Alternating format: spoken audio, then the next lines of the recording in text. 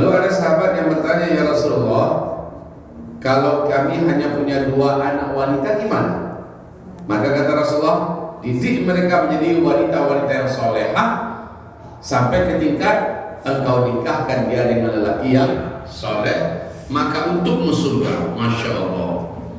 Ada yang lain bertanya, karena memang dia hanya punya 1 anak perempuan, dan untuk nambah lagi anak udah nggak mungkin, udah cuma 2. Lalu apa? Tanya orang ini pada Rasulullah, ya Rasul, bagaimana kalau kami hanya punya 1 saja anak perempuan? Kata Rasulullah, pastikan dia dalam asuhanmu, dalam didikanmu menjadi anak yang soleh, lalu bersuami dengan lelaki soleh, untuk surga. Mana ada hadis macam ini ditujukan untuk laki-laki? Tidak ada. Berarti betapa Islam memberikan penghormatan yang khusus kepada kaum wanita. Hadirin yang saya muliakan, Islam menjadikan wanita posisinya sebagai tiang dalam bangunan. Kita bisa bayangkan kalau bangunan tanpa tiang, maka bangunan itu insya Allah dengan sangat mudah, sedikit saja getaran dan goyangan akan rubuh dan runtuh. Maka Rasul mengatakan, An-nisa imadul bilad. Wanita itulah tonggak-tonggaknya negara, tonggak-tonggaknya negeri, tonggak-tonggaknya kehidupan dan peradaban. Masya Allah. Coba lihat bagaimana Islam memposisikan wanita. Kemudian Allah Subhanahu wa Ta'ala juga telah menetapkan, Rasulullah menyampaikan ketetapan ini, al-jannatu tahta aqdamil ummahat. Bukan apa artinya itu? Surga berada di bawah telapak kakinya kaum ibu. Dan Islam mengatakan untuk yang ditaati dari orang tua, ibumu, barulah bapakmu. Coba lihat bagaimana Islam meninggikan posisi wanita. Hadirin yang saya muliakan.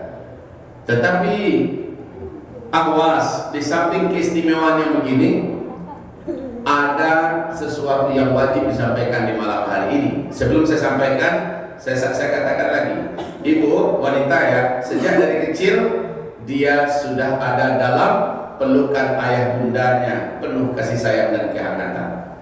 Ketika dia sudah sampai akil balik, maka dia dinikahkan, maka dia ada dalam naungan pelukan kasih sayang dan didikan binaan sang suaminya.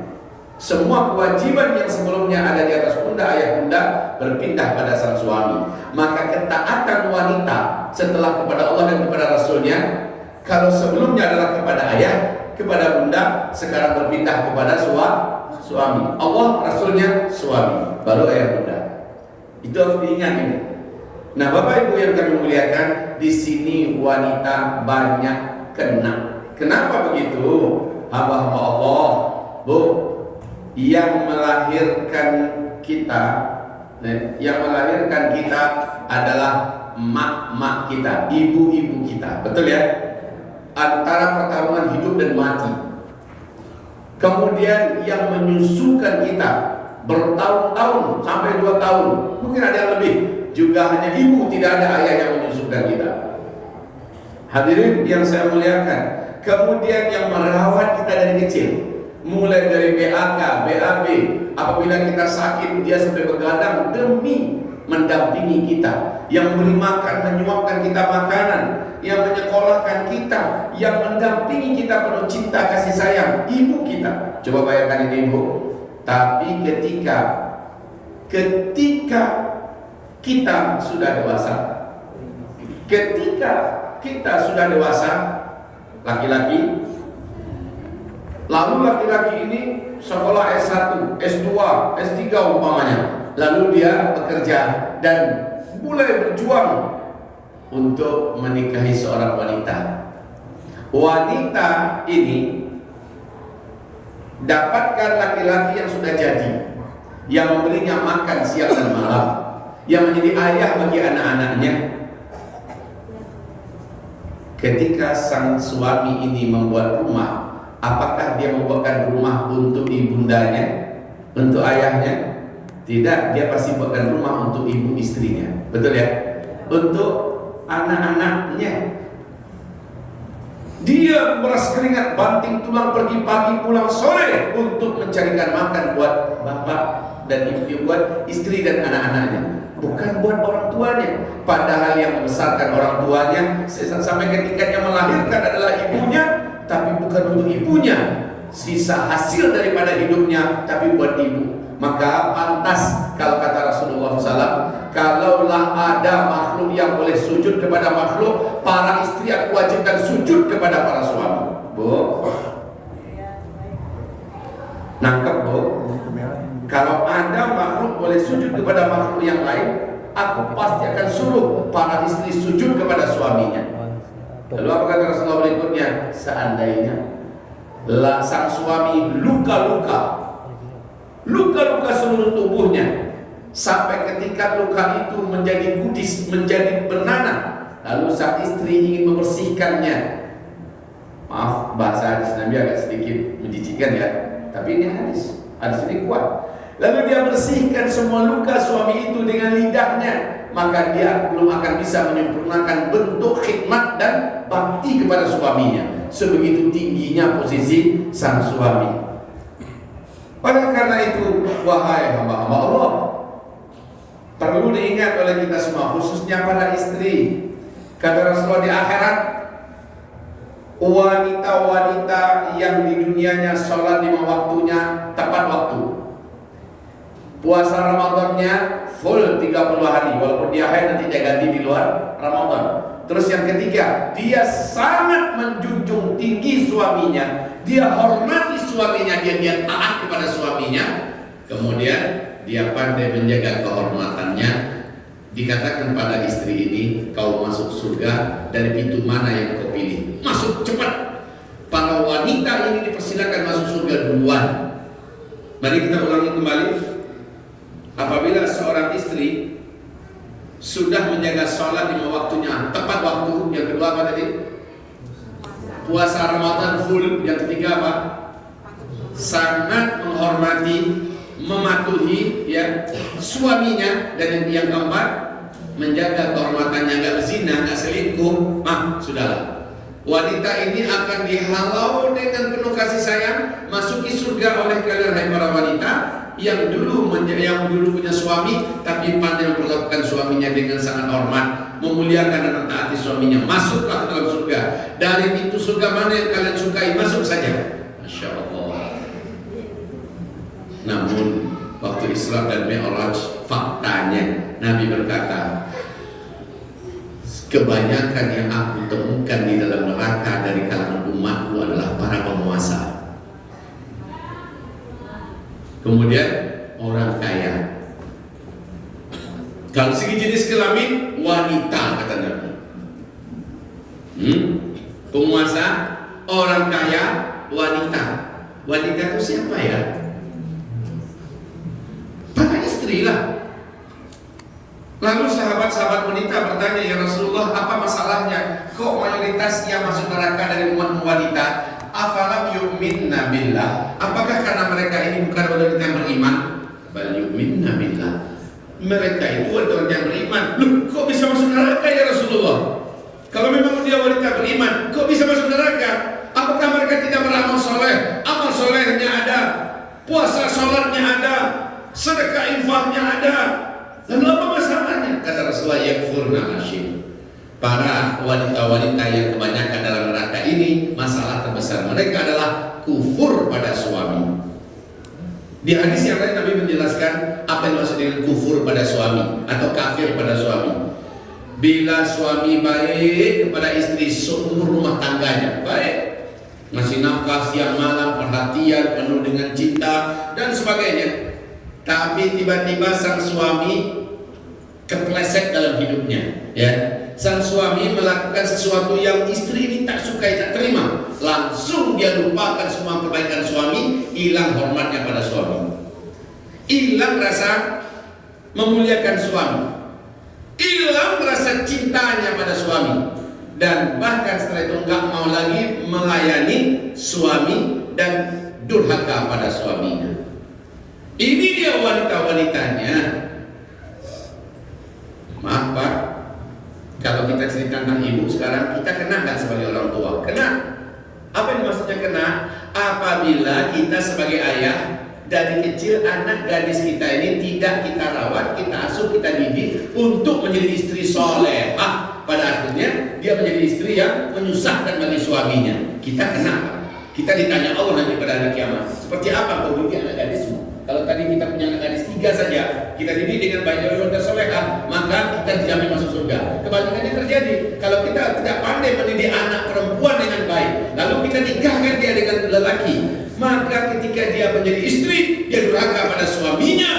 Dosa ini kita juga akan ikut diminta soal pertanggungjawaban di hadapan Allah Subhanahu wa Ta'ala. Jangan salah-salah ya Bapak Ibu, punya anak perempuan memang ada baiknya. 3 saja dididik menjadi wanita solehah, surga untuk kalian. 2 cuma punya, tapi bisa jadi wanita solehah, dijamin juga jadi karcis surga untuk kita para orang tua. Bahkan 1 pun juga dijamin. Namun kebalikannya terjadi.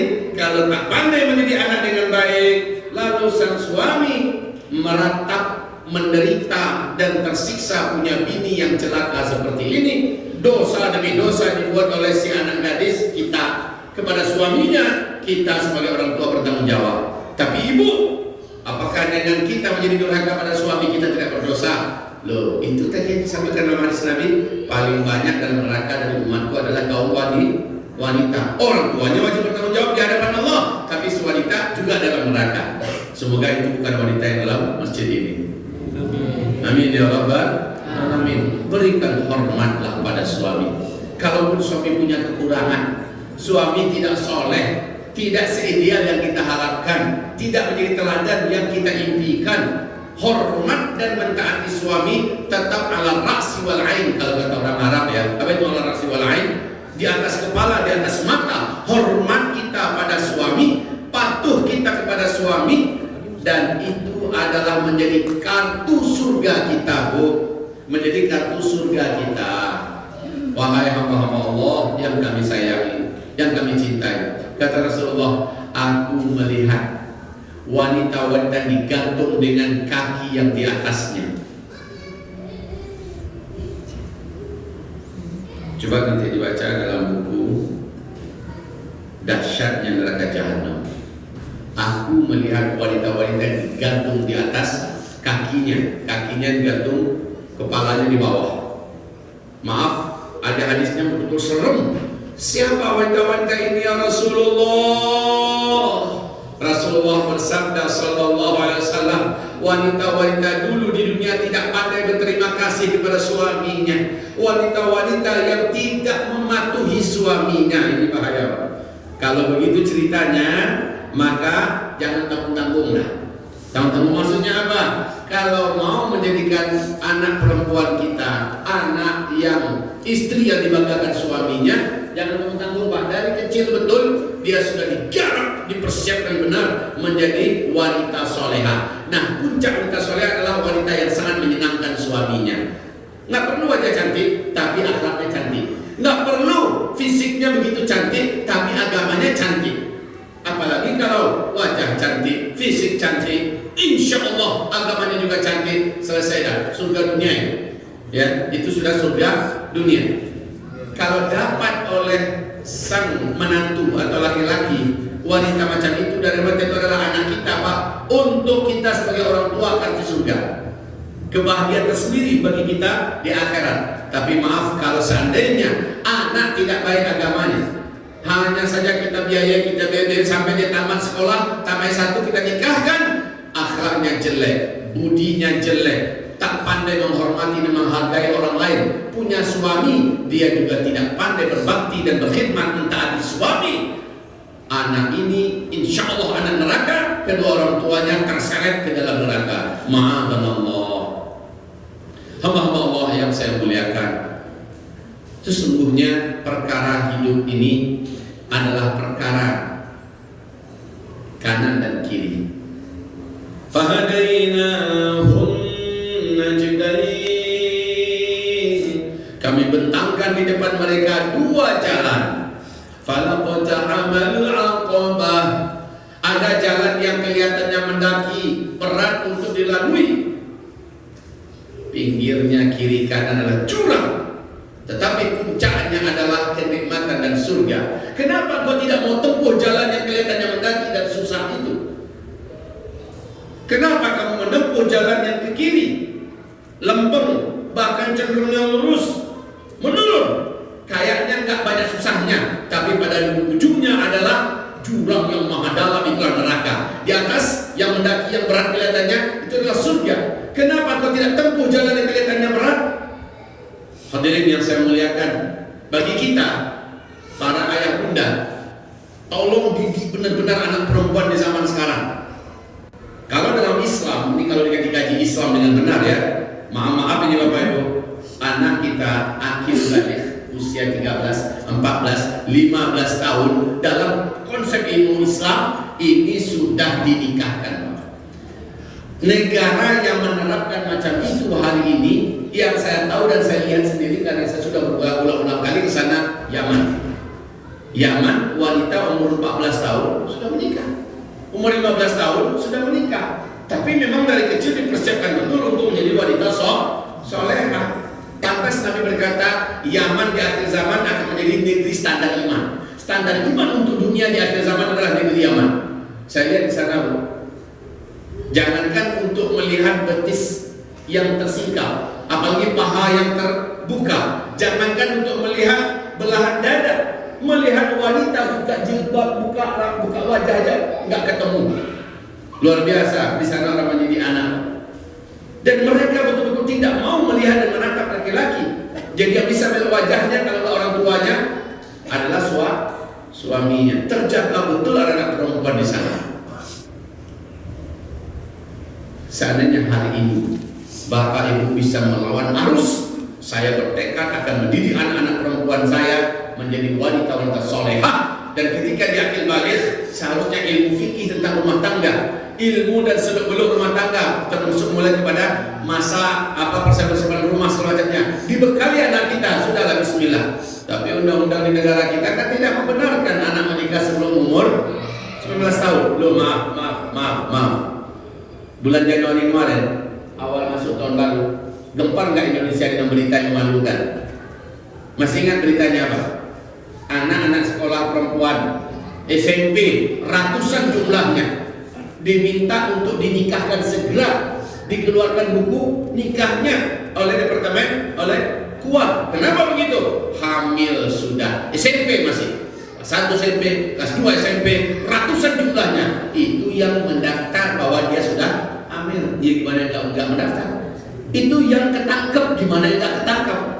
Bapak Ibu tahu bagaimana kondisi sekarang parahnya? Maka sungguh demi Allah, memelihara anak wanita, dipersiapkan menjadi wanita solehah, untuk menjadi istri solehah, itu tugas terbesar seorang ayah, seorang ibu. Dan kalau anak memang sudah nampak tanda-tandanya, tanda-tanda bahwa dia akan akil balik, bahwa dia akan haid atau dia sudah haid, segera garap anak ini untuk menjadi wanita solehah, siap berumah tangga. Itu lebih baik, Pak. Kalau dikatakan negara nggak mendukung, kenapa kemarin malah didesak agar yang mendesak ini nggak tanggung-tanggung, Pak? Pihak Kementerian Agama langsung ya, mereka yang minta agar segera dinikahkan anak ini. Kenapa? Udah kado, hamil duluan. Maknanya inilah bahayanya negeri kita nih. Di satu sisi sedih juga kita, Pak ya.